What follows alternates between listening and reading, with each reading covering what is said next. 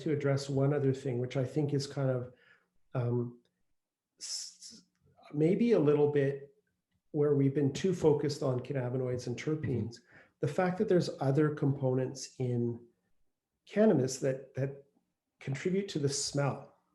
And I mean, I think there's a little bit of it's still a kind of a bit of a black box in the sense that, you know, when you smell individual cannabinoids, or sorry, individual terpenes, say you get a bottle of myrcene, bottle of pinene, linalool, caryophyllene, terpinolene, you know, what have you. And I've had this because I've, you know, had these labs where we study this stuff for years.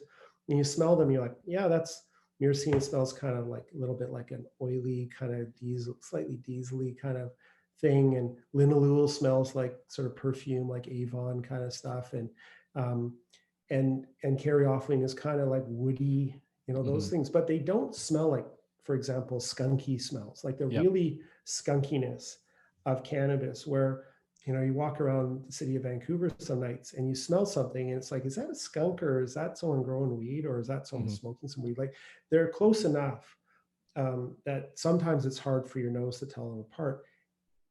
The skunkiness, I am not convinced the skunkiness smell of cannabis is due to terpenes. I think there are other components in there, likely in this case thiols, which are sulfur containing aromatic compounds. We know that sulfur is, you know, that's where that skunk smell comes from in the animal. Similarly with cheese, like, so you talk about UK cheese, and it's kind of like, you know, literally it's like the Kraft Dinner flavor pack, right? It's got that tangy cheese smell. And that's not terpene based. That's the same kind of, whether they're aliphatic esters or alkanes or something that is present, that's the cheesy smell.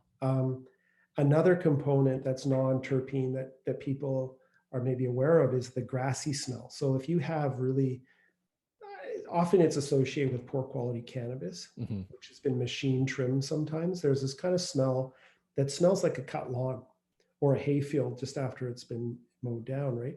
And it's got this, you know, it's a classic, it's a component that's produced by all plants when they're wounded. And really what's happening is that if you have a cannabis leaf and a manual trimmer, a hand trimming might cut the petiole, like the little stem that holds the leaf, while a machine trim might just cut it right, that little leaflet right in half. That damage site is essentially the same as when you mow your lawn.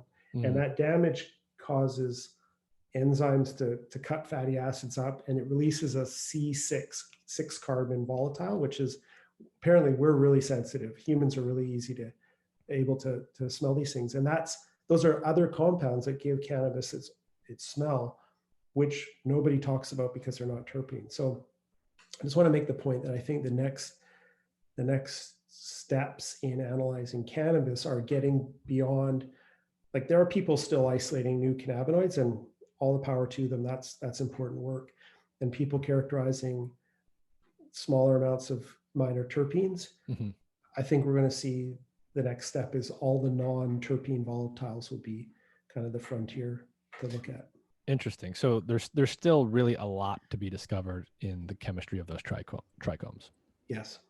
Oh, yeah. And just even chemistry alone, but biochemistry, there's like seemingly decades worth of PhD projects just in those little guys.